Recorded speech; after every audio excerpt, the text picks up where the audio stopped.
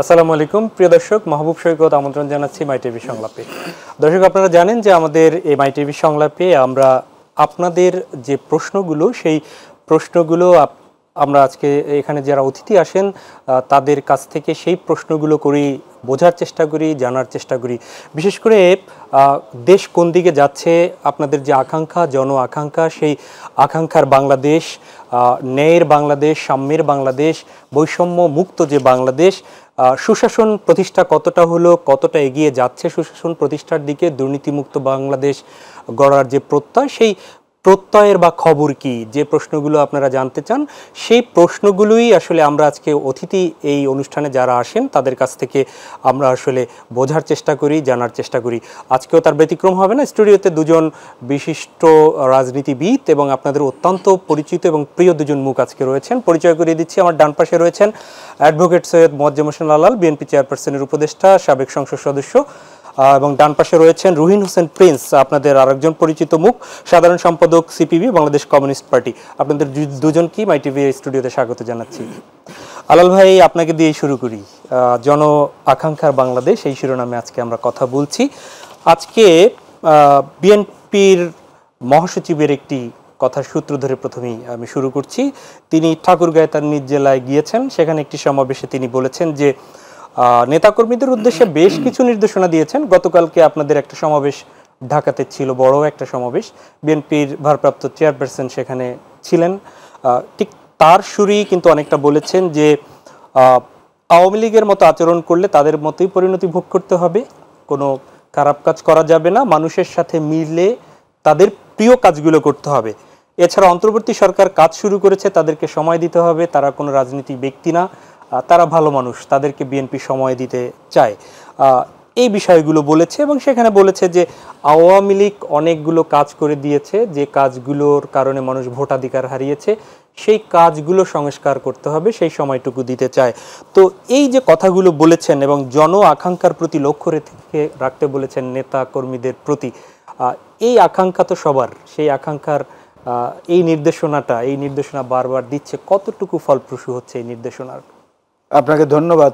আমার সঙ্গে সম্মানিত আলোচক যিনি আছেন তাকে শুভেচ্ছা এবং দর্শক শ্রোতাকেও শুভেচ্ছা।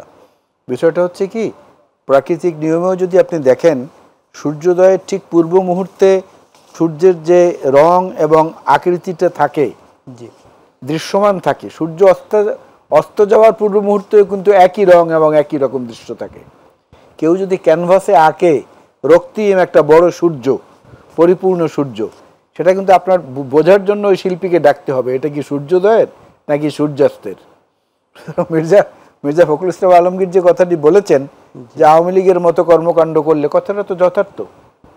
কারণ আওয়ামী লীগ তাদের জন্মলগ্ন থেকেই গণতন্ত্রের সাথে কখনো একাত্ম হতে পারেনি। একটা রক্তক্ষয়ী যুদ্ধের মাধ্যমে আমরা যে স্বাধীনতা অর্জন করেছি, তারপরে জাতীয় সংসদ নির্বাচন থেকে শুরু করে শিক্ষা প্রতিষ্ঠানগুলোর ছাত্র সংসদ নির্বাচনেও তারা তাণ্ডব চালিয়েছে। বোমাবাজি, তারপরে আপনার নেশার ঔষধ ম্যানড্রাক্স করে, তখন একটা ঘুমের ওষুধ দেশে আমদানি হয়েছিল প্রথম নেশা করার জন্য। এসব কিছুর মূল উদ্যোক্তা হচ্ছে আওয়ামী লীগ। আর পরবর্তী কর্মকাণ্ড গত 15 বছরে সেটা নাই বললাম, সেটা তখন আপনারাই দেখাচ্ছেন বিভিন্ন মানুষের কাছ থেকে পাওয়া তথ্য অনুযায়ী, আপনাদের অনুসন্ধানী তথ্য অনুযায়ী। সুতরাং আওয়ামী লীগ যে কাজগুলো করেছে সেই কাজগুলো থেকে আমাদের খুব সতর্কভাবে দূরে থাকতে হবে, এইটা বলার চেষ্টা করেছেন মহাসচিব সাহেব। ওই কথার সুরধরি যে গতকালকে যেটা ভারপ্রাপ্ত চেয়ারম্যান সাহেব ঢাকায় এক বিশাল জনসমুদ্রে বিএনপির নেতাকর্মী এবং নগরবাসী, দেশবাসীর উদ্দেশ্যে বলেছেন, সেখানে ওনার কথা ছিল এর চেয়েও আরও বেশি নমনীয় এবং আরও বেশি করে সাধারণ মানুষের সাথে একাত্ম হওয়ার একটা আকাঙ্ক্ষা। উনি এক জায়গায় গিয়ে বলেছেন যে অন্য কোনো নতুন রাজনৈতিক দল জন্ম নিতে পারবে না, এইটার সঙ্গে উনি একমত না। নতুন রাজনৈতিক দল হতে পারে, পুরনো দলও আছে যারা থাকবে, কিন্তু জনগণের সমর্থন নিয়ে যারা দেশ পরিচালনার দায়িত্ব পাবে, সেই দায়িত্বটা কাদের কাছে যায় সেটার উপরে নির্ভর করে যে গণতান্ত্রিক প্রক্রিয়াটা ঠিকমতো চললো কিনা, ট্র্যাকে আছে কিনা। কারণ বর্তমান যে সরকার, এই সরকার তো একটা ট্রানজিশনাল পিরিয়ডের জন্য। আমরা যারা বিদেশ ভ্রমণ করি বা যারা গিয়েছেন তারা জানেন যে স্থলপথে, নৌপথে বিভিন্ন জায়গায় বাহন থামে, সেটাকে ট্রানজিট বলা হয়। কিন্তু গন্তব্য যেটা ডেস্টিনেশন সেখানে না পৌঁছানো পর্যন্ত বলা যাবে না যে আমি ওখানে গিয়েছি। তো এই সরকারের প্রাথমিক পর্বটা কিন্তু ভালো ছিল।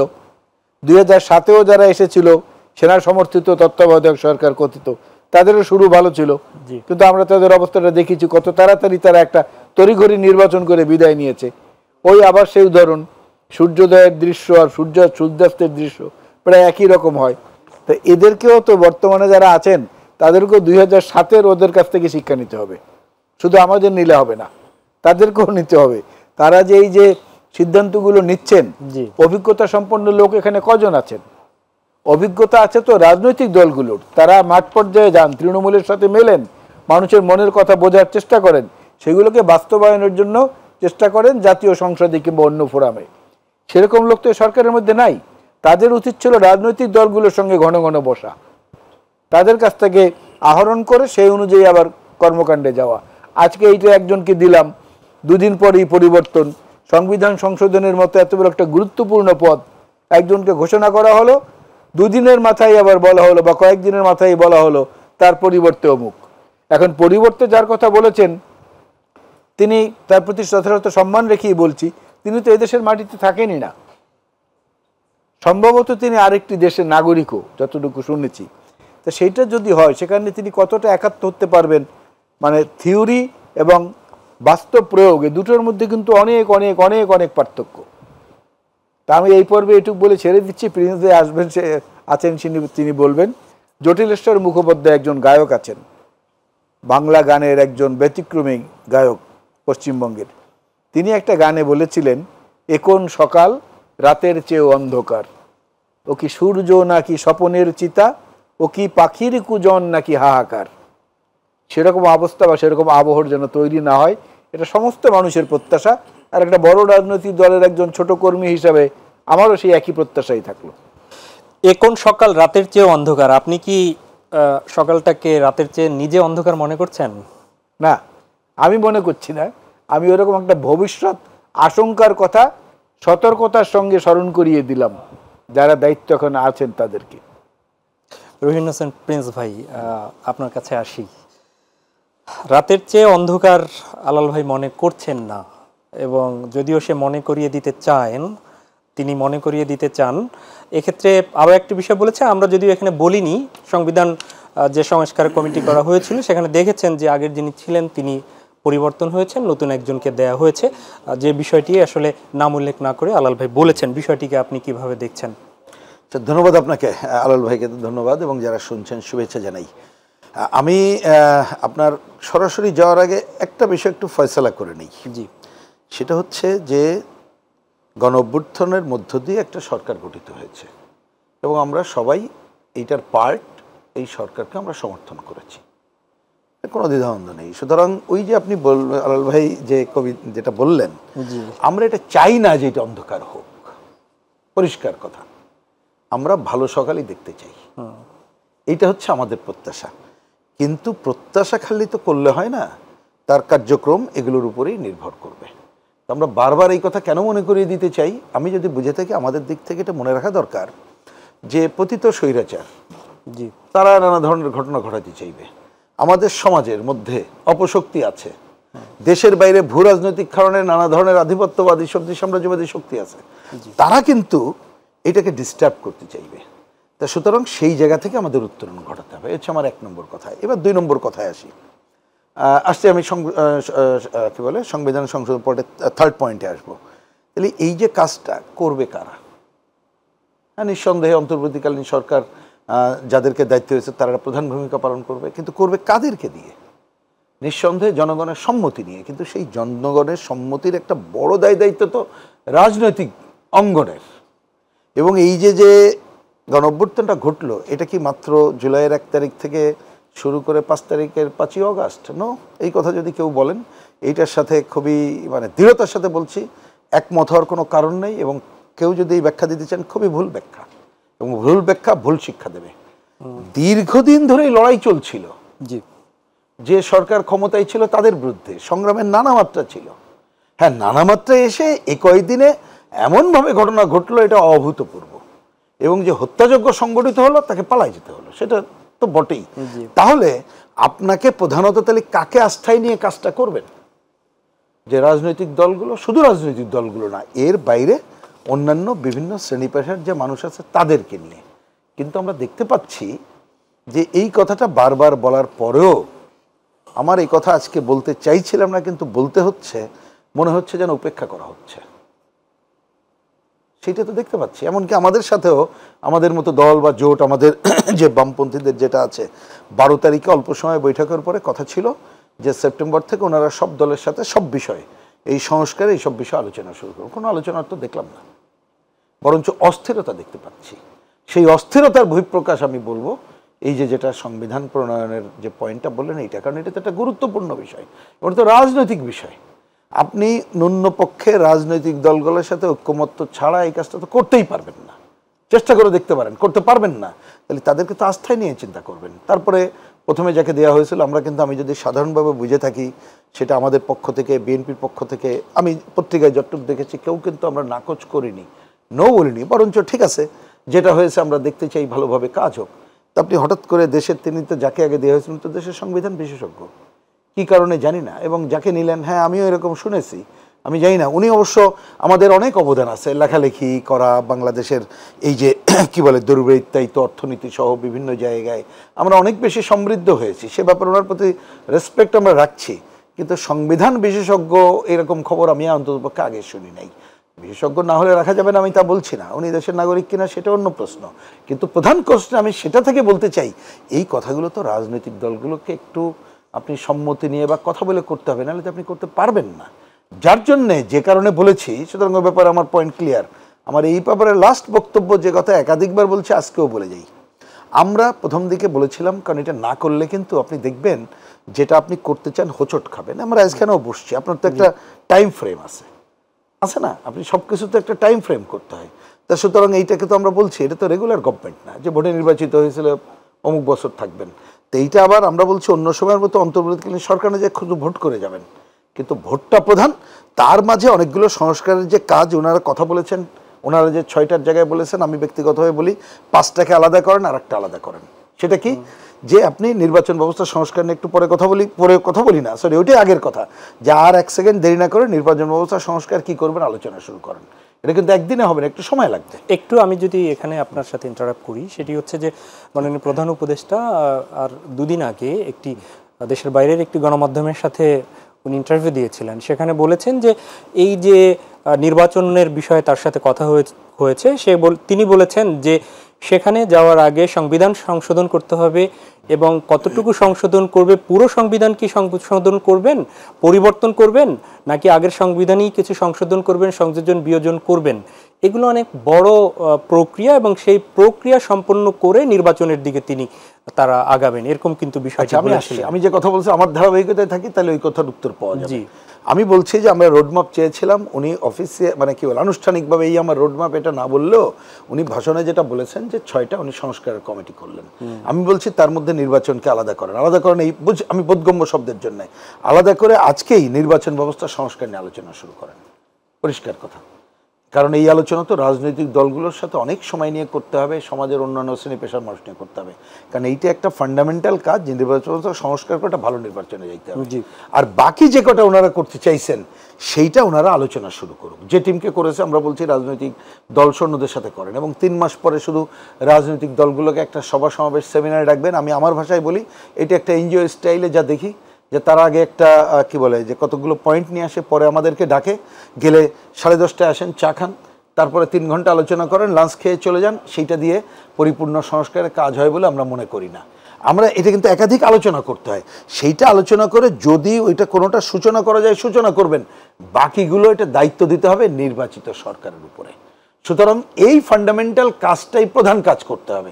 সেইটা না করে যদি অন্য কোনো কাজ, আমি জানি না যে দীর্ঘ সময়ের জন্য যদি থাকার কথা বলেন, আমার তো মনে হয় না। ওই যে আপনি যেটা বললেন ওইটার অ্যাকচুয়ালি ওই যে বললাম যে একটা কথা ভালো করে ওনার সাথে আলোচনা না করে ওর উত্তর আমি দিতে চাই না। তার মানে উনি কী মিন করতে চাইছেন, কারণ সংবিধান ইচ্ছা করলে তো আপনি সবটা করতে পারছেন না, কারণ এগুলো তো কতকগুলো ফ্রেমওয়ার্কের মধ্যে আছেন। উনি যে ওত নিয়েছেন সেটা তো ফ্রেমওয়ার্কের মধ্যে, আমাদের সাংবিধানিক ফ্রেমওয়ার্কের মধ্যে।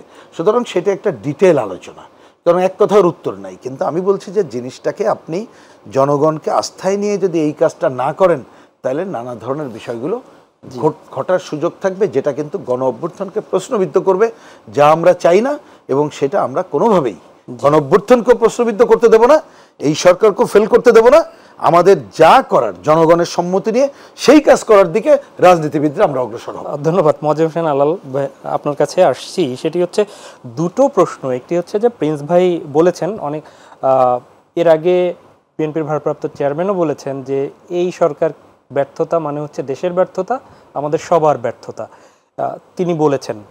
এর সাথে একটি বিষয় বলি যে আপনারা রাজনীতিবিদরা একদম শীর্ষ নেতা থেকে শুরু করে সবাই যখন কথা বলা শুরু করেছেন প্রথম থেকে, সব কিছুর সাথে কিন্তু নির্বাচনের কথাটা এসছিল। সাধারণ জনগণ মানে সামাজিক মাধ্যমে যখন আপনাদের বক্তব্যগুলো শুনে, তারপরে তাদের প্রশ্নটা হচ্ছে যে আপনারা কি একটু বেশি তাড়াহুড়ো করছেন, যে আপনারা শুধু নির্বাচনটা দিয়ে দিতে বলতেছেন এবং তারপরেই ক্ষমতায় চলে যেতে চাচ্ছেন, এরকম একটা বিষয় সাধারণ জনগণের মধ্যে এই প্রশ্নগুলো অনেক সময় আসে। হয়তো একটা অংশের সাধারণ জনগণ বলতে সবটুকু না, সবার না। আপনার এই কথার সঙ্গে আমি খুব সম্মানের সঙ্গে দ্বিমত পোষণ করি। এটা কিছু কিছু মানুষের মনে প্রশ্ন থাকতেই পারে। জি, যেমন অনেক মানুষ তো এমন কথাও বলছেন যে আর কয়দিন, এই তো আসছে, আমরা আবার দেখব, এই ইউনুস তো এনজিও বেস সরকার, এরকম কথা তো সোশ্যাল মিডিয়া এখন আসছে। জি আসছে। যেহেতু এখন কথা বলতে কোনো বাধা নেই, কথা বলতে কোনো নির্যাতন বা গুম হওয়ার ভয় নেই, এখন সবাই প্রাণ খুলে সব বলতে পারছেন।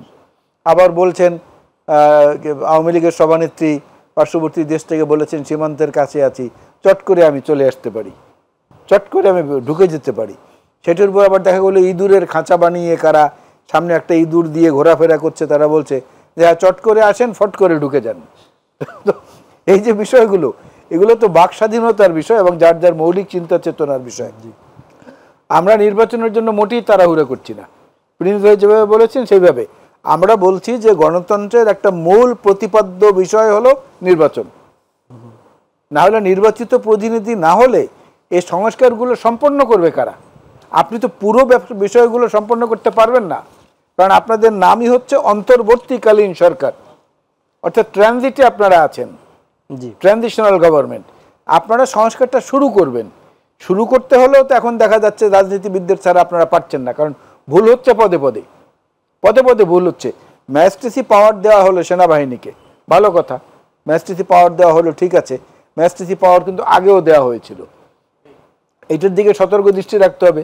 মানুষ এখন যেটা চাচ্ছে, সংবিধান সংশোধন কিংবা অন্য কোনো কিছু কিংবা নির্বাচনও যদি বলি, তার চেয়ে তাদের কাছে গুরুত্বপূর্ণ এখন পর্যন্ত যে বাজারের সিন্ডিকেট কি দমন করা হয়েছে, দ্রব্যমূল্য কি কমেছে, চিনির দাম কত, চালের দাম কত, ডালের দাম, পেঁয়াজের দাম কত, এগুলো কিন্তু মানুষের মূল বিবেচ্য। কারণ এদেশের সব মানুষ তো আর এস আলম না, সব মানুষ তো আর আহমেদ আকবর সোবহান না, আর সব মানুষ সালমান রহমানও না, ওই ব্যাংকার ফজলুর রহমানও না, নজরুল ইসলামও না, এটা না। সুতরাং সাধারণ মানুষের বৃহত্তর অংশের চাহিদা হলো ওটা। হ্যাঁ, নির্বাচনের কথাটা আমরা এই কারণে বলছি তো অনেক সময় দেখা যায় যারা আসেন তারা দীর্ঘ সময় থাকার চেষ্টা করেন। আমি আমার প্রারম্ভিক বক্তব্যে কিন্তু বলেছি 2007-এর কথা। জি বলেছেন। এমন অবস্থা তৈরি হয়েছিল যে তড়িঘড়ি করে একটা নির্বাচন তাড়াতাড়ি দিয়ে ওনারা সরে গেলেন।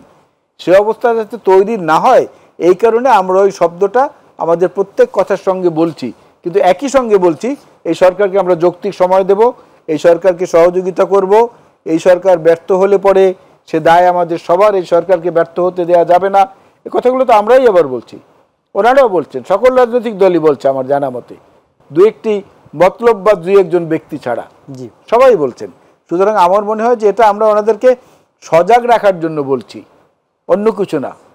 ওই যে রাতের অন্ধকার সেটা না, আসলে এটা সকাল, এটা মনে করিয়ে দেওয়ার জন্য আমরা বলছি, অন্য কোনো উদ্দেশ্য নাই। জি, আমরা দেশ ছেড়ে আমরা সবাই জানি যে 5 আগস্ট দেশ ছেড়ে শেখ হাসিনা পালিয়েছেন, এবং একই সাথে শুধু তিনি নয়, তার দলের যারা নেতাকর্মী অনেকেই পালিয়েছেন, অনেকে এখন গ্রেপ্তার হয়েছেন, অনেকে আসলে কোথায় আছেন সেটি আসলে আমরা অনেকেই জানি না। এবং তাদেরকে অপরাধী যারা রয়েছেন সবাইকে বিচারের আওতায় আনা হবে, সেটি কিন্তু স্বরাষ্ট্র উপদেষ্টার পক্ষ থেকে বলা হয়েছে।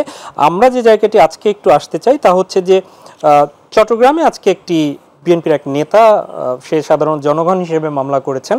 তিনি বিগত যে 3টি সংসদে যারা ছিলেন সেই সংসদের সদস্যদের বিরুদ্ধে মামলা করেছেন এবং এর আগের তিনি কমিশনে যারা ছিলেন তাদের বিরুদ্ধেও রাষ্ট্রদ্রোহ এবং প্রতারণার মামলা করেছেন।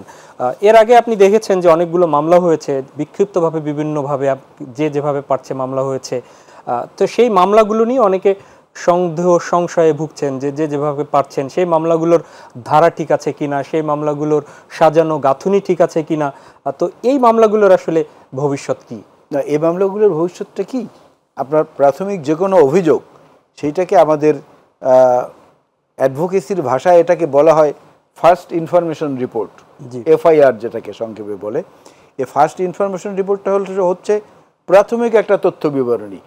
এটার উপরে তদন্ত হবে, যাচাই বাছাই হবে, তারপরে পরিশোধিত হয়ে যেটা অভিযোগ আসবে সেটাকে বলা হয় চার্জশিট, অভিযোগপত্র, অথবা এফআরটি মানে ফাইনাল রিপোর্ট ট্রু, অথবা এফআরএফ ফাইনাল রিপোর্ট ফলস, দুটোর একটা আসবে। সুতরাং এগুলো এই মুহূর্তেই আপনার ওই স্বচ্ছ কাচের আবরণের মধ্য দিয়ে দেখার চেষ্টা করাটা ঠিক হবে না। এগুলো এখন মানুষের যে ক্ষোভ, যে যন্ত্রণা, তার মধ্য থেকে কিছু উগরে ফেলার জন্য কেউ নানা রকমের মামলা মোকদ্দমা করছেন। কিন্তু আমরা মনে করি যে বিশেষ করে এই সরকারের যিনি স্বরাষ্ট্র উপদেষ্টার দায়িত্বে আছেন, ওনার উচিত এখন পুলিশ যে অপরাধ বোধে ভুগছে, বিশেষ করে পুলিশ, কারণ সেনাবাহিনী কিন্তু তৃণমূল পর্যায়ে গ্রামে হাট বাজার পর্যন্ত যেতে পারছেন না, but police has got that authority এবং তাদের সেই কর্ম পরিধিও অনেক বড়। আলাল ভাই, আমি একটু আপনার বক্তব্যের মধ্যে ঢুকি। আসলে সেটি হচ্ছে যে পুলিশের বিষয়ে আমরা একটা বিরতি থেকে ফিরে কথা বলবো। আমি বিগত 3টি সংসদের যারা ছিলেন তাদের প্রতারণা মামলা করেছেন এবং কমিশনকেও, সেটি কি কতটা যথার্থ মনে করেন এই মামলাকে? না, আমি তো মনে করি যে যিনি করেছেন তিনি যথার্থ মনে করেই করেছেন। সেই সংসদে, গত 3টি সংসদের কোনোটায় আপনাদেরও প্রতিনিধি ছিল না, তা থাকুক, কিন্তু কেউ যদি মনে করেন যে আমাদের সঙ্গে জাতির সঙ্গে প্রতারণা করা হয়েছে, তিনি তো মামলা করতেই পারেন। কিন্তু ওই যে আমি বললাম যে প্রসেসগুলো আছে, সেই প্রসেসগুলোর মধ্য থেকে তো তাকে যেতে হবে। সেইটা গিয়ে কতটুকু এটা ফিল্টারাইজেশন হয়ে তারপরে কতটুকু টেকে, সেটার উপরে মন্তব্য করা যথার্থ হবে। আমি এই আলোচনায় ফিরবো, তবে একটা ছোট্ট বিরতিতে যেতে হবে। প্রিয় দর্শক, নিচ্ছি ছোট্ট একটা বিরতি, ফিরে এসে সঙ্গেই চাই আপনাদের।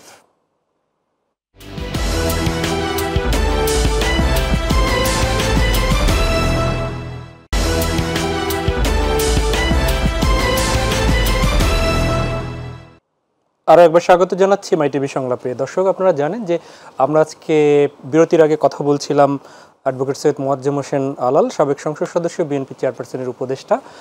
তার সাথে আমরা বিরতির পরে ফিরতে চাই রুহিন হোসেন প্রিন্স, সিপিবি সাধারণ সম্পাদক।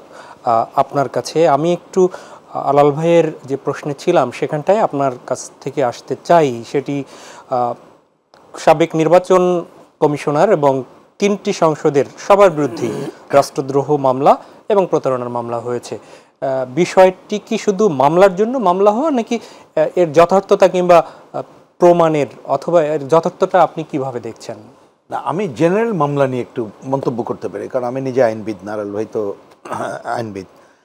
আলাল ভাইয়ের কথার একটা জায়গাটা যদি আপনি খেয়াল করেন, আমি ওইটুকু একটু ধরতে চাই। সেটা উনি বললেন যে এত বড় নিষ্পেষণ অনেক আগে ঘটেছে, অনেককে এইসব কারণেও নানা জায়গায় আসছে, কিন্তু নিশ্চয়ই যিনি করছেন হয়তো তার একটা গ্রাউন্ড আছে। কিন্তু আমি জিনিসটাকে এইভাবে বলতে চাই যে মনে রাখা দরকার, আমাদেরকে ধরতে হবে পারফেক্টলি। বিশেষ করে যেমন ধরেন যে হত্যাকাণ্ডটা সংগঠিত হলো, যারা করেছে নেপথ্যের, যারা অতীত দিনে যারা এই সুযোগগুলো নিয়ে করেছে, সেই জন্যে এটা আমরাও বলেছিলাম যে একটু আইনবিদদের সাথে কথা বলে এটা আপনাদের একটা টিম করা দরকার, যাতে করে যত মামলাই করুক না কেন, মানুষ অনেক সময় ক্ষোভের থেকে বা তার নিজের পারসেপশন থেকে সে মনে করছে এটার মধ্য দিয়ে হয়তো আমি ক্রিমিনালকে ধরতে পারবো বা তাকে বিচারের সম্মুখীন করতে পারবো, সেইটা পারফেক্টলি করা দরকার। এই কারণে যাতে করে মামলায় অনেকগুলো নামটাম আসার মধ্য দিয়ে মামলাটা যাতে হালকা না হয়ে যায়, এইটা হচ্ছে আমার মূল কয়েনেজ। একই সাথে অনেক সময় দেখবেন যে আপনার মামলায় অনেক নাম অনেক কিছু নিয়ে আসলে অতীতে দেখেছি, আসল জিনিস বা আসল নামগুলো আড়াল হয়ে যায়। এই ঘটনাগুলো যাতে না ঘটে, আমি সেইটুকুই এই পয়েন্টে এই জায়গাটুকে বলবো।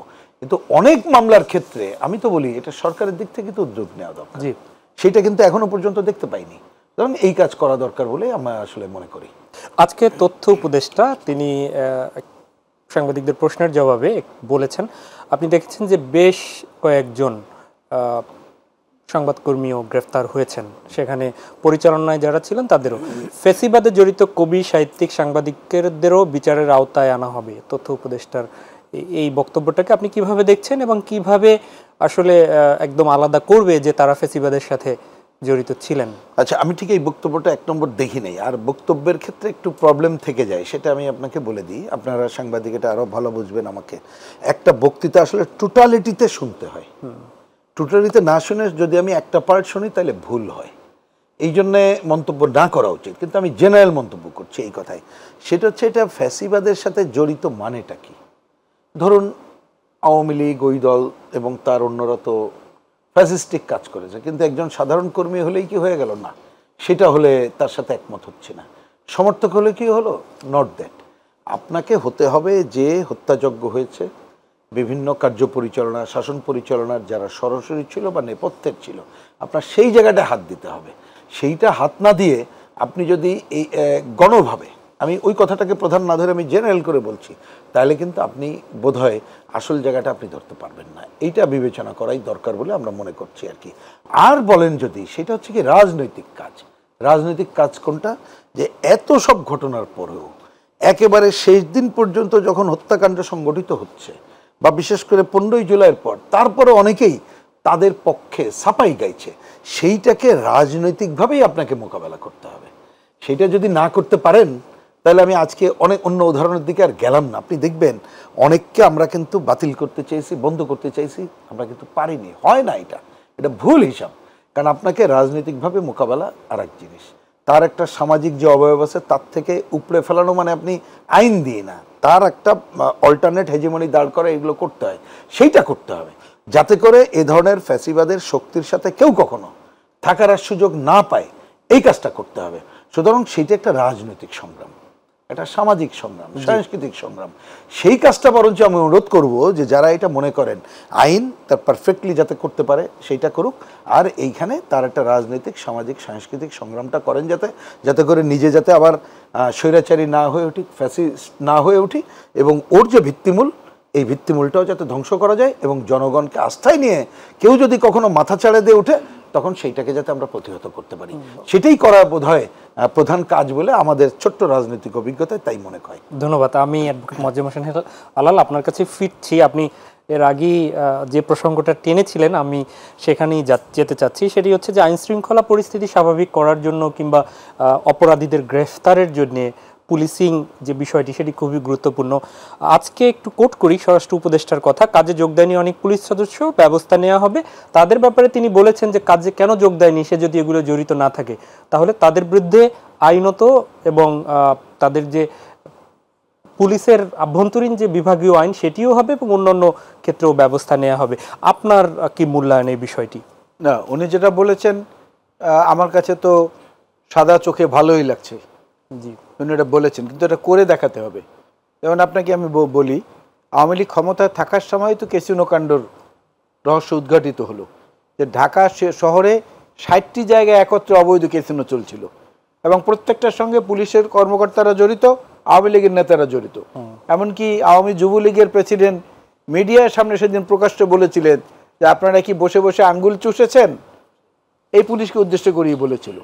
তো এই পুলিশ ইচ্ছা করলে ভালো করতে পারে, এই পুলিশ ইচ্ছা করলে খারাপ করতে পারে। মামলা মোকদ্দমা যেগুলো হয়েছে তাদেরকে আমি বলি, এই অনুষ্ঠানের মাধ্যমে তাদেরকে আহ্বান জানাই, মামলা করেন। এই ক্যাসিনো কাণ্ডের সঙ্গে জড়িত ছিল যারা, শোনা যায় এমন আইনজীবীও আছেন এটার মধ্যে জড়িত, দুদকের আইনজীবী ছিলেন, এরকম লোকও ছিল, যাকে ধানমন্ডি ক্লাবে অপারেশনের সময় যাকে ছেড়ে দেওয়া হয়েছে তিনি সাবেক আইনমন্ত্রী আনিসুল হকের বন্ধু ছিলেন এই কারণে। তারপরে দুদকের যিনি সিনিয়র আইনজীবী ছিলেন উচ্চতর আদালতে, তার সম্পর্কে এরকম অনেক অভিযোগ আছে। সুনির্দিষ্ট অভিযোগের ভিত্তিতেই পুলিশকে ক্ষমতা দেওয়া উচিত, যে আপনারা এগুলো তদন্ত করে দেখেন। পদ্মা সেতুর উদ্বোধনী অনুষ্ঠানের খবর ইতিমধ্যে বেরিয়েছে, কত টাকা ব্যয় হওয়া যুক্তিসঙ্গত ছিল সর্বোচ্চ, আর ওখানে কত টাকা ব্যয় হয়েছে। এই যে রাষ্ট্রের অর্থের অপচয়, এর উপরে সুনির্দিষ্ট মামলা করা উচিত পুলিশবাদী হয়ে এটা করা উচিত। স্বরাষ্ট্র উপদেষ্টার উচিত যারা কাজে যোগ দিয়েছেন তাদেরকে দিয়ে এই মামলাগুলো বাদী করা, তারপরে আপনি ধরেন একটা সময় এরকম ছিল যে কোনো ইসের কি বলে আওয়ামী লীগের এক নেতার ঢাকার বাসায় সিন্ধুকের মধ্যে থেকে ২৬ কোটি টাকা নগদ উদ্ধার করা হয়েছে। সেটা গণনা করার জন্য টাকা গোনার মেশিন নেওয়া হয়েছিল সেই বাসায়। ছাত্রলীগের ২ জন নেতা ফরিদপুরের, তারা ৩,০০০ কোটি টাকা নাকি পাচার করেছে, আর ২,০০০ কোটি টাকা তাদের কাছ থেকে উদ্ধার করা হয়েছে। এইগুলোর ব্যাপারে স্বরাষ্ট্রমন্ত্রীর উচিত, স্বরাষ্ট্র উপদেষ্টার উচিত পুলিশের মাধ্যমে মামলা করে পুলিশকে মনোবল যোগান দেওয়া। কারণ পুলিশকে তো মরালি আপনাকে কি বলবো, মরালি এমনভাবে মানে খারাপ অবস্থায় নিয়ে যাওয়া হয়েছে, তাদের মনোবল জাগাতে হলে এরকম কিছু কাজ তাদের মাধ্যমে করিয়ে তাদের উৎসাহ দিতে হবে যে আমরা জনগণের প্রত্যাশার একটা স্রোতের সঙ্গে মিলতে পেরেছি। না হলে পুলিশ তো কাজ করতে পারবে না, সেনাবাহিনী দিয়ে ওই তৃণমূলে যাওয়া যাবে না, সেটা পুলিশের কাজ। সুতরাং পুলিশকে মরালি আবার আপরাইজ করার জন্য যেটা করা দরকার সেইটা স্বরাষ্ট্র উপদেষ্টা এবং যারা এখানে আছেন তাদের তৎপর হওয়া উচিত। আরেকটা জিনিস এখানে সতর্কতার সঙ্গে আমি উল্লেখ করতে চাই, এই বর্তমান অন্তর্বর্তী সরকার যেন আবার একদম টোটালিটারিয়ান হয়ে না যান ব্যুরোক্রেটদের কাছে। এখানে কিন্তু ব্যুরোক্রেটদের সংখ্যাধিক্য দেখা যাচ্ছে এমনভাবে যে তাদের অঙ্গুলি নির্দেশ ছাড়া কোনো কিছু হচ্ছে না। এই জায়গাটা ওনাদেরকে একটা ব্যালেন্স করতে হবে, একটা সমতা আনতে হবে, যাতে এটা মানে পথ হারিয়ে না ফেলে। সেখান থেকে কি চাপে রাখার জন্যে বা প্রেশার গ্রুপ, তো রাজনৈতিক দলগুলো নিশ্চয়ই প্রেশার গ্রুপ, তো সেই তার অংশ হিসাবেই কি আপনারা গতকালকে বড় ধরনের সমাবেশ করেছেন এবং তাতে কি কাজ হচ্ছে? না, বড় ধরনের সমাবেশ আমরা এর আগেও করেছি, 28 অক্টোবরেও করেছি, এর আগেও যতবার করেছি। আবার আমরা তো ইউনিয়ন পর্যায়েও কর্মসূচি করেছি, উপজেলা পর্যায়েও করেছি, সেখানেও হাজার হাজার মানুষ হয়েছে। আমরা রোড মার্চ করেছি, ব্যতিক্রমী কর্মসূচি দেখিয়েছি। আমরা 13-14 কিলোমিটার পথ হেঁটেছি, পায়ে হেঁটে হেঁটে পথমিছিল করেছি। এগুলো তো নতুন বাংলাদেশের রাজনীতির আঙ্গিকে।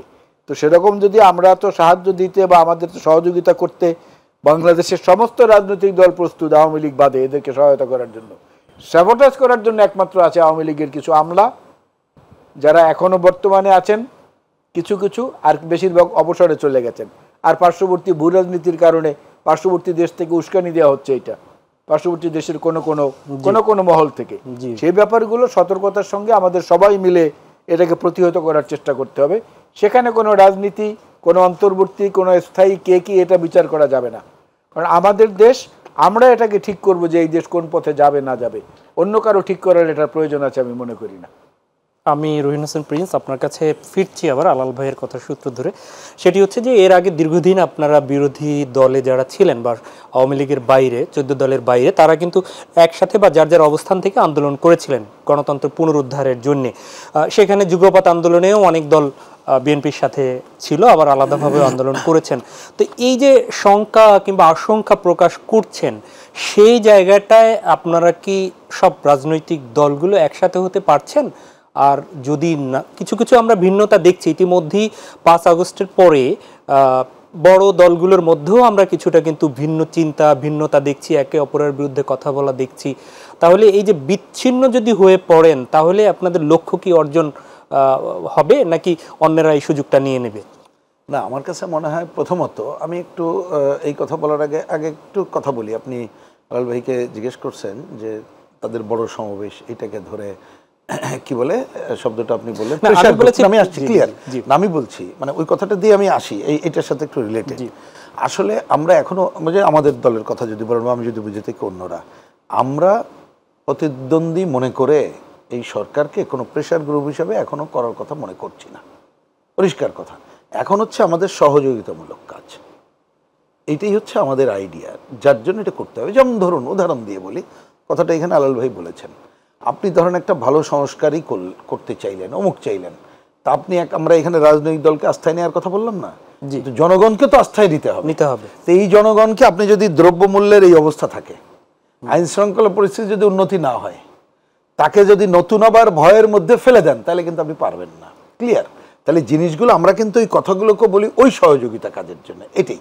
এবার আসে আপনি যেটা বললেন, আগে দেখেন আমরা কিন্তু একটা স্বৈরাচারের বিরুদ্ধে সংগ্রাম করেছিলাম, এবং যেহেতু লক্ষ্য ছিল কি যে তার অবসান ঘটিয়ে যার যার মতো ক্ষমতায় যাব, হিসাবটা তো তাই, যার জন্য এক একজনের এক একটা বক্তব্য ছিল। তাহলে এখন আমি তো দেখছি যে সাধারণত যারা আমরা কি বলে যে এই সরকারের দুঃশাসনের অবসান চেয়েছিলাম, পতন চেয়েছিলাম। তার বাইরে যারা আছি কিছুটা শেডেড ডিফারেন্স আছে, একেবারে নেই তা না, কিন্তু কতকগুলো জায়গায় ঐক্যমত্য আছে। যেমন ঐক্যমত্য আজকেও আলোচনায় দেখলেন, আমরা একাধিকবার আলোচনা করছি যে সেটা হচ্ছে সংস্কারের কতকগুলো জায়গায় কাজ শুরু করুক, আপত্তি নেই, আর নির্বাচনটা ভালোভাবে সংস্কার করে করুক। সময় দেওয়ার ব্যাপারে কিন্তু আমরা যদি বলেন, আমার জানা মতে কেউ আমরা কংক্রিট বলিনি। আমি খুব সরলীকর উদাহরণ বলেছি যে ওনারা যদি বলতেন যে আমাদের এই জন্য ভাই 3 দিন সময় লাগবে, আমরা বলতাম আগে কাজটা শুরু করি, আসেন শুরু করে যে দেখি 2 দিনে হয়ে গেছে তাহলে 2 দিনের পরে নির্বাচন দেন, আবার যদি দেখি 2 দিন না 5 দিন লাগবে 5 দিন পরে দেন।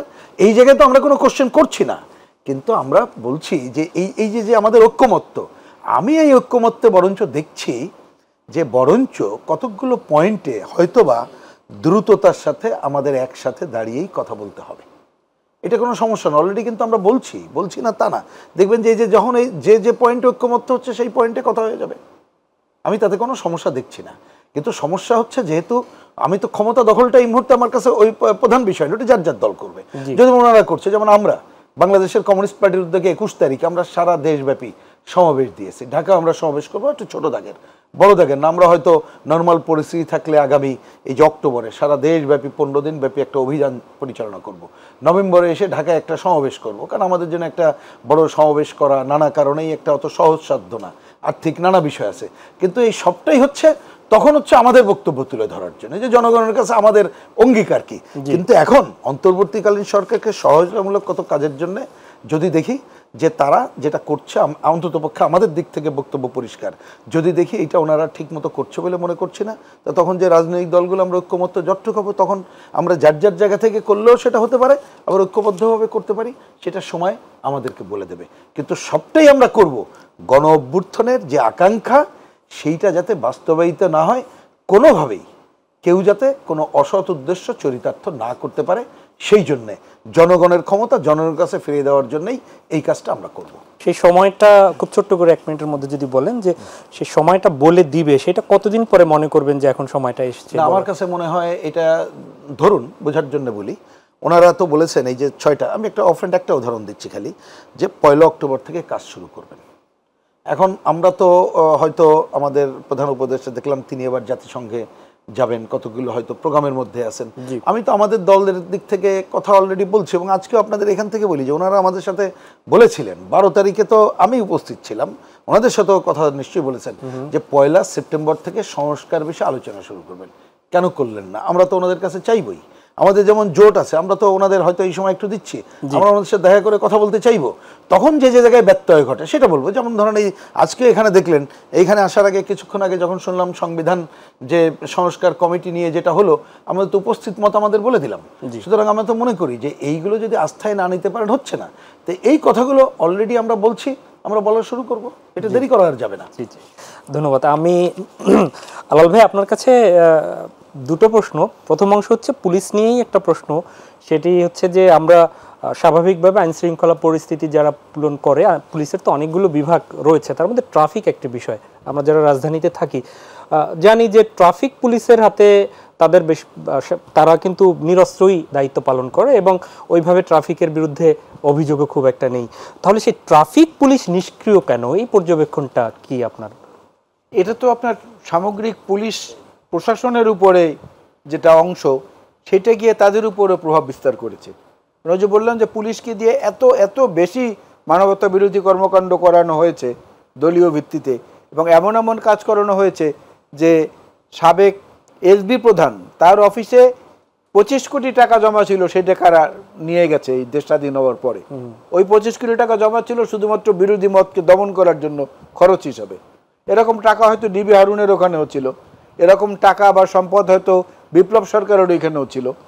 তো তাদের ওই কীর্তিকলাপের মধ্যে এরাও তো অনেক অংশীদার ছিল, এবং যেটার সংখ্যা খুব কম না, বরং অনেক বেশি, অনেক বেশি। হুকুম পালন না করে চাকরি রক্ষা করাটাও তখন একটা কঠিন বিষয় ছিল। সেই জায়গা থেকে তাদের মনোজগতে যে পরিবর্তন আনার জন্য যে ওরিয়েন্টেশনটা দরকার, সেটা তো করা হয়েছে বলে আমাদের জানা নেই। ওই জন্য আমি একটু আগে আরেকটি আলোচনা অনুষ্ঠানে আমি বলেছি যে স্বরাষ্ট্র উপদেষ্টার উচিত ডিএমপিকে নিয়ে ইমিডিয়েট বৈঠকে বসা, খুলনা মেট্রোপলিটন পুলিশকে নিয়ে ইমিডিয়েট বৈঠকে বসা, সিলেট মেট্রোপলিটন পুলিশ, রাজশাহী, বরিশাল, তারপরে কুমিল্লা, যতগুলো বিভাগীয় মেট্রোপলিটন সিটি আছে তাদের সঙ্গে বসা, এবং ঢাকা শহরের বিভিন্ন থানাগুলোতে, জি। বিশেষ করে ক্যাজুয়ালিটি যেখানে সবচেয়ে বেশি শহীদ হয়েছে যাত্রাবাড়িতে, জি যাত্রাবাড়ি পুলিশ স্টেশন উনি পরিদর্শন করতে গেলে পরে ওখানকার পুলিশটা কিন্তু মনোবলটা চাঙ্গা হবে। তারপরে উত্তরায়, মোহাম্মদপুরে, যেসব জায়গায় ক্যাজুয়ালিটি সবচেয়ে বেশি, সেই জায়গাটা ওনার যাওয়া উচিত। উনি একটা করে মানে একদিনে যদি 3-4টা থানায় ওইভাবে পরিদর্শন করেন, তাহলে দেখবেন যে মনোবল আবার ফেরত আসবে। জি, আর সবচেয়ে বড় কথা হচ্ছে যে এই মনোবল ফেরত আনলে পরেও খুব যে কাজ হবে সেইটা আমি মনে করি না। মানুষের পরিবর্তনের মধ্য দিয়ে এই দেশে কিছু পরিবর্তন হবে না, সিস্টেম পরিবর্তন করতে হবে। সেই সিস্টেম পরিবর্তনের জন্য কিন্তু সংস্কারের কথা আমরা সবাই বলছি, বর্তমান সরকারও বলছে। সেই সংস্কারের কাজটা ওনারা শুরু করুক, আলোচনা করুক, আলোচনার মধ্য থেকে একটা রোড ম্যাপ বের করলে পরে ওনারা যেখানে গিয়ে থামবেন, তার পরবর্তীতে নির্বাচিত সরকার এবং বিরোধী দলীয় সরকার মিলে একত্রে সেটা করবে। তারেক রহমান সাহেব তো ইতিমধ্যে বলেছেন যে আমরা একটা জাতীয় সরকার গঠন করব। জি, সেই জাতীয় সরকারের প্রশ্নে আমি হয়তো এর পরের অংশে আসব। পুলিশের পক্ষ থেকে কিছুদিন আগে পুলিশের বেশ কিছু দাবি দাবা জানানো হয়েছিল। তার মধ্যে একটা ছিল, তারা বলেছিলেন যে বিসিএস এর বাইরে যারা রয়েছেন তারা বঞ্চিত হচ্ছেন এবং তাদের যে দায় দাবি পূরণটা হচ্ছিল না, এরকম কিন্তু মাঠ পর্যায়ে তাদের বক্তব্য হচ্ছে যে ঊর্ধ্বতন কর্মকর্তাদের নির্দেশে অনেক কিছু করতে হয়, ভুক্তভোগী তাদের হয়ে পড়তে হয়। এটি আপনি খেয়াল করেছেন কিনা যে তাদের অনেক দায় দাবি তাদের রয়েছে? এই কথা আমি এটা লক্ষ্য করেছি। আমার কথার উত্তর কিন্তু আমি আগের আলোচনা আমি দিয়ে দিয়েছি যে লোকের পরিবর্তনে কিছু হবে না, সিস্টেমের পরিবর্তন করতে হবে। তা না হলে তো আওয়ামী লীগ চলে গেছে, আমরা এসেও আবার একই ধরনের কাজ করতে আমাদের মধ্যে কেউ কেউ অতি উৎসাহী হয়ে যাবেন, বা প্রিন্স ভাইরা আসলে তাদের মধ্যে কেউ কেউ হয়ে যাবেন। সুতরাং এই সিস্টেমটাকে চেঞ্জ করার জন্য কিন্তু আমরা সবাই বলছি, এবং এই সিস্টেম পরিবর্তনের আকাঙ্ক্ষাই কিন্তু অন্তর্বর্তীকালীন সরকারকে সবাই নিঃশর্ত সমর্থনটা দিয়ে যাচ্ছে। শুধু মনে করিয়ে দিচ্ছে যে গণতন্ত্রের পদযাত্রাটা শুরু হবে কিন্তু মূলত একটা নির্বাচিত সরকারের মাধ্যমে। অনেক ধন্যবাদ। আমরা নিশ্চয়ই আপনি যে জাতীয় সরকার গঠনের যে বিষয়টি বলেছিলেন সেটি শুনবো, তবে আর একটা ছোট্ট বিরতি থেকে ফিরে। প্রিয় দর্শক, নিচ্ছি আরেকটা ছোট্ট বিরতি, আবারও ফিরে এসে সঙ্গে চাই আপনাদের।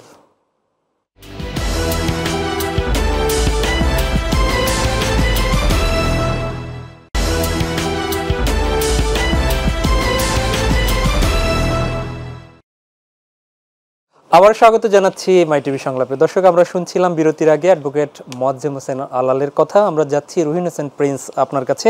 আলাল ভাই শুধু না, এর আগেও 31 দফা রাষ্ট্র সংস্কার, জাতীয় সরকার গঠন, দুবারের বেশি প্রধানমন্ত্রী না থাকা, এগুলো বিএনপির পক্ষ থেকে এবং যুগপৎ আন্দোলনে থাকা তারা একসাথে বলেছিলেন।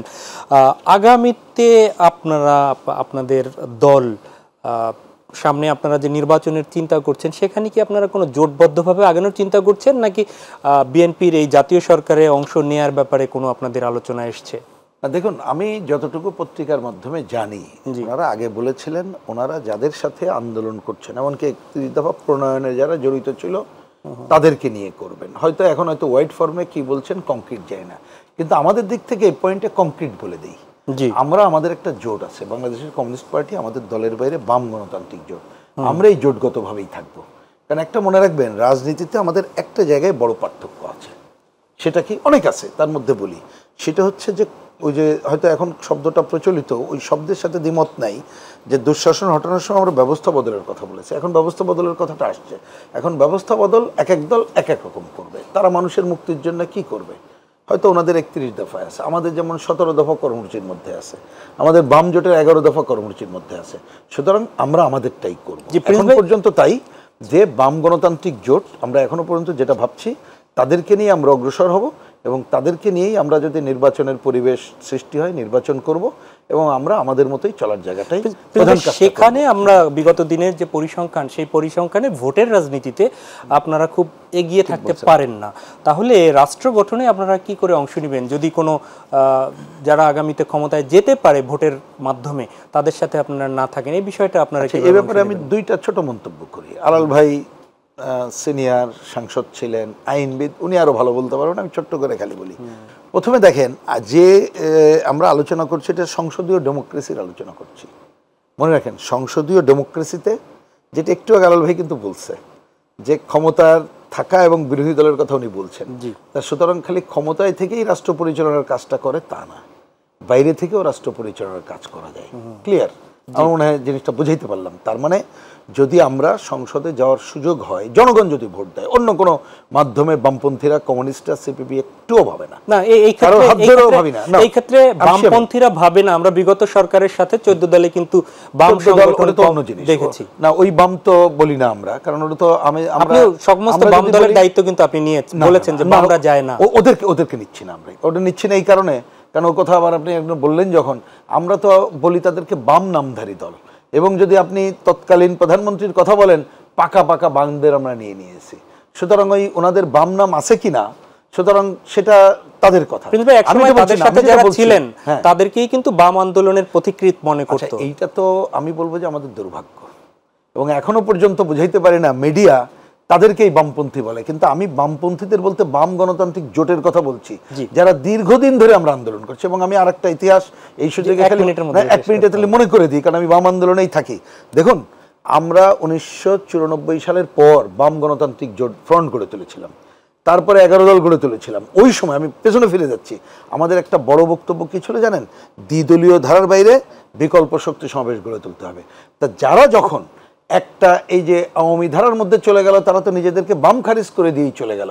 কিন্তু এইটা আমাদের দুর্ভাগ্য, মিডিয়া এখনো পর্যন্ত তাদেরকে বামপন্থী হিসেবে ট্রিট করে। তারপরে দীর্ঘদিন ধরে আমরা বাম গণতান্ত্রিক জোট যে লড়াই করছি, কিন্তু সেইটাকে তারা মনে করে না। আমি শেষ কথা বলি আপনাকে, ওই যে ভোটের যে বিষয়টা আছে, আমরা মনে করি নির্বাচনকে যদি টাকার খেলা মুক্ত করা যায়, পেশিশক্তি মুক্ত করা যায়, যদি সকলের সমঅধিকার থাকে ভোটে দাঁড়ানো এবং ভোট দেওয়ার, তাহলে বামপন্থীদের ভোটের যত খারাপ অবস্থা দেখছেন, আমার মনে হয় অত খারাপ অবস্থা দেখবেন না। একদম এক কথায় একটা জবাব চাই, সেগুলো হচ্ছে সাম্প্রতিক সময়ে ইসলামিক দলগুলোর মধ্যে একটা ঐক্য প্রচেষ্টার কথা শুনতে পাচ্ছি। এইটাকে আপনারা কিভাবে দেখেন? না, এটা আসলে পর্যাপ্ত তথ্যপত্র আমার কাছে নাই, সেটা বলতে পারবো না। কিন্তু আমরা জানি যে এই যে ধর্মভিত্তিক দল, তার মধ্যে নানা মাত্রার আছে। মুক্তিযুদ্ধের বিরোধিতাকারী আছে, আবার মুক্তিযুদ্ধকে আফোল্ড করাও দল আছে, আবার তাদের অনেকে এই যে গণতন্ত্রের কথা বলে, গণতন্ত্রের বিরোধিতাও করে, নারী নেতৃত্বের পক্ষে বলে, বিপক্ষে বলে, নানা ধরনের দেখি তরিকা। সুতরাং এই ব্যাপারে আমার কাছে এই মুহূর্তে পর্যাপ্ত তথ্য নেই, এই জন্য আমি কোনো মন্তব্য করছি। ধন্যবাদ। আমি অ্যাডভোকেট মোয়াজ্জেম হোসেন আলাল আপনার কাছে চলে যাই। জাতীয় সরকারে আপনারা কাদেরকে আমন্ত্রণ জানিয়েছেন? আমার এটি একটু স্পষ্ট করা দরকার। শুধুমাত্র যুগপৎ আন্দোলনের ঘোষণা, নাকি সরকারের আওয়ামী লীগের বাইরে যারা আন্দোলন করেছে তাদেরকেও এই অফার আছে? না, সবার জন্য আছে, সবার জন্য উন্মুক্ত। আপনি একটা জিনিস এখানে খেয়াল করে দেখেন, বেগম খালেদা জিয়াকে কারাগারে পাঠানো হলো, যেভাবেই হোক, ওটা বলতে গেলে লম্বা সময় লাগবে। আমাদের দ্বিতীয় সর্বোচ্চ নেতা তারেক রহমান সাহেব বহু বছর ধরে প্রবাসে, তারপরেও 2009-এ আমরা যে কাউন্সিলটা করেছি, জাতীয় কাউন্সিল, সেখানে স্লোগানটা ছিল দেশ বাঁচাও মানুষ বাঁচাও। প্রমাণিত হয়েছে এত বছর পরে যে আমাদের স্লোগানটা যথার্থ ছিল। আরেকটি কাউন্সিল আমরা করেছি 2016 সালে ইঞ্জিনিয়ার্স ইনস্টিটিউটে, যেখানে বহু বিদেশি প্রতিনিধিরাও ছিল। সেইখানে আমাদের স্লোগানটা ছিল নানান মানুষ নানান পথ, দেশ বাঁচাতে ঐক্যমত। তা দেশ বাঁচাতে যে ঐক্যমতের ব্যাপারটা, সেই ব্যাপারটা তো আমরা এখন পর্যন্ত ওই প্রস্তুতির মধ্যে আছি, যে কারণে আমরা জাতীয় সরকারের কথা বলেছি। জি, শুধুমাত্র আন্দোলনরত যারা, তাদের মধ্যে এটা সীমাবদ্ধ না, অন্য যারা আছেন তাদেরকেও এদের মধ্যে অন্তর্ভুক্ত করা হবে। এবং আমি আগের আলোচনায় বলে গেছি যে সরকারি দল, বিরোধী দল সবাই মিলিয়ে কিন্তু একটা সংসদীয় পদ্ধতি সরকারের পরিপূর্ণতা। জি। সুতরাং সেখানে যত নানান মানুষ নানান মত থাকবে, কিন্তু দেশ বাঁচাতে যখন ঐক্যমতে আসতে পারবো আমরা সবাই, সে প্রচেষ্টাটা জাতীয় সংসদের ভেতরেই হওয়ার সুযোগটা করে দিতে চাই। সেক্ষেত্রে আগামীতে কি আপনাদের সাথে আপনারা জামাত এরা কি একসাথে পথে চলতে চান? না, আমাদের কারোর সঙ্গে তো একসাথে পথ চলার প্রয়োজন নেই। যুগপদভাবে সবাই রাজপথে থাকতে পারে। প্রিন্স ভাইদের সঙ্গে তো আমাদের কোনো জোটও হয় না, যুগপদের ঘোষণাও হয় নাই। তারা তো আন্দোলনে ছিলেন বহু বছর ধরে, এখনও আছেন। আবার জামাত ইসলাম যাই হোক, একটা সময়ে আওয়ামী লীগের সঙ্গে মিলে, জাতীয় পার্টির সঙ্গে মিলে, জাতীয় সংসদ থেকে 1 বছর আগে পদত্যাগ করে বেগম খালেদা জিয়াকে টেনে হিস্ট্রে নামানোর জন্য যা করা দরকার সব প্রক্রিয়া করেছে না? আবার নির্বাচিত হয়ে আমাদের সঙ্গে এসে আবার সরকারও গঠন করেছে। সুতরাং জামাত ইসলাম কি করবে এটা তাদের স্বাধীন সত্তার উপর নির্ভর করে। আমরা ওইটা নিয়ে খুব বেশি বদার করি না। সাম্প্রতিক আমরা চাই যে আন্দোলনরত যারা সবাই যেন অন্তত দেশের প্রশ্নে একমত থাকে। জি, সাম্প্রতিক সময় বিশেষ করে 5 আগস্টের পরে জামাতের তৎপরতা এবং তারপরে সাধারণ জনগণের মধ্যে আগের চেয়ে গ্রহণযোগ্যতা বেড়েছে বলে অনেকে মনে করেন। সেক্ষেত্রে কি আগামীতে আপনার ভোটের রাজনীতিতে আপনাদের জন্য তারা প্রধান প্রতিদ্বন্দ্বী হয়ে উঠছে? আপনারা না, কি আপনি যেটা বলেছেন অনেকে মনে করেন, হ্যাঁ অনেকে মনে করতে পারেন, কিন্তু আমরা তো সর্বশেষ শেখ হাসিনার মুখে 2024-এও শুনেছি নূহ আলাইহিস সালামের নৌকায় ভোট দেন। আওয়ামী লীগের পোস্টারে দেখেছি লা ইলাহা ইল্লাল্লাহ, নৌকার মালিক তুই আল্লাহ। তাহলে কি আপনাদের তাই না? প্রতিদ্বন্দ্বী কেউ কেউ ভাবছেন না আপনারা? ধর্ম নিয়ে তো তারাও ব্যবসা করে, আওয়ামী লীগও করেছে, যখন খুশি হেজাব পরেছে, যখন খুশি আবার তিলক চন্দন দিয়েছে। এই অভিনয়টা বিএনপি বোঝে না। আপনারা কি তাহলে তাদের বোঝে না। আপনাদের প্রতিদ্বন্দ্বী কেউ কেউ ভাবছেন না? না না, আমরা আওয়ামী লীগ তো নেই। আমরা প্রতিদ্বন্দ্বী ভাবছি না, আমরা মনে করছি যে সবাই আমাদের সহযোগী কিংবা প্রতিযোগী, প্রতিদ্বন্দ্বী না। জি, তাহলে তাদেরকে আগামীতে আপনারা রাষ্ট্র ক্ষমতায় যদি যান, তাদেরকে কি আপনারা সাথে নেয়ার, যে তাদের জন্য ওপেন থাকবে এই জাতীয় সরকারের অংশ নেয়ার বিষয়টি? না, এটা তো সময় বলে দেবে আপনাকে, সময় বলে দেবে। তবে একটু আগে বলেছেন যে আওয়ামী লীগের বাইরে আন্দোলনে থাকা সবার জন্য এটি ওপেন, তাদের জন্য সময় বলে দিবে, এই উত্তরটা কেন? কিন্তু ওই যে তারা আবার আওয়ামী লীগকে সাধারণ ক্ষমা ঘোষণা করে দিয়েছে, সেটি এটা ক্লিয়ার, শুনে যদি আমাদের নেতাকর্মীরা তোলে, সেটি তারা ক্লিয়ার করেছেন যে এটা দলীয়ভাবে ক্ষমা করেছেন, কিন্তু ব্যক্তিগতভাবে প্রত্যেকটা অপরাধের তারা বিচার চায়, এটি তারা বলেছেন। শোনেন, ওই দাদা গল্প করতেছিল নাতির সঙ্গে যে খুব গর্ব সহকারে যে, না জানিস দাদা ভাই, আমি 200 টাকা নিয়ে বাজারে গিয়ে অনেকগুলো আইটেমের কথা বলেছি, এতগুলো এত এত মাছ ডাল ভাত, মাছ ডাল, তারপরে চিনি লবণ আলু পেঁয়াজ, এগুলো এতগুলো জিনিস আনতাম। নাতি খুব মনোযোগ দিয়ে সেটা শুনেছে, শুনে বিজ্ঞের মতো উত্তর দিল, দাদা ভাই ওটা তখন সম্ভব ছিল, এখন আর না। বলে কেন? বলে এখন না এই কারণে যে এখন তো সিসিটিভি আছে। তার অর্থ দাদা চুরি করে ওইগুলো আনতো। এটা যার যার চিন্তা ভাবনার উপরে নির্ভর করে শেষ করতে হবে। ব্যাখ্যা হয় না এটা। জি জি, অ্যাডভোকেট মোয়াজ্জেম হোসেন আলাল, অসংখ্য ধন্যবাদ আপনাকে, এবং রহিন হোসেন প্রিন্স, আপনাকেও অনেক ধন্যবাদ। প্রিয় দর্শক, এই ছিল আমাদের আজকের আয়োজন। দেখা হবে পরবর্তীতে। আমরা আপনাদের মতো এবং আজকের আলোচকদের মতো প্রত্যাশা করি আগামী দিনের বাংলাদেশ হবে কল্যাণমূলক বাংলাদেশ। সেই কল্যাণমূলক রাষ্ট্র গড়তে আসুন রাজনীতিবিদ, সমাজকর্মী থেকে শুরু করে যার যার জায়গা থেকে প্রত্যেকে ভূমিকা পালন করি। আল্লাহ হাফেজ।